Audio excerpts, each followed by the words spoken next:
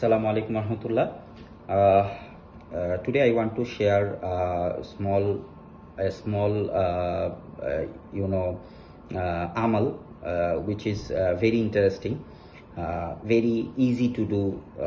This amal, but Allah subhanahu wa ta'ala will give great reward. If you have interest on amal rather than the worldly thing, this is also a hidayah. In the time of Sahaba become very happy when they are able to perform any amal rather than getting dunya or in terms of money or anything else. So they always prefer amal, and Rasulullah sallallahu alaihi wasallam also motivates Sahaba to get inspired to do amals. So one day Rasulullah sallallahu alaihi wasallam said to Umar radhiyallahu ta'ala, "Ya Umar, can I tell you that you can with the amal you can make Allah subhanahu wa ta'ala give you a mahal, a beautiful palace in the Jannah." So Umar radhiyallahu ta'ala said, "Ya Rasulullah, definitely you tell me how I can how I can get a beautiful palace in Jannah."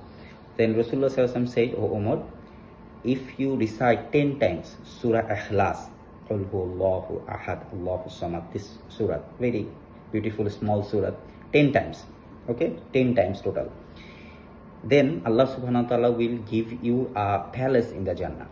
Then Umar radhiyallahu ta'ala become very astonished and say, "Ya Rasulullah, with such a small amal, Allah subhanahu wa ta'ala will give me a palace in the Jannah.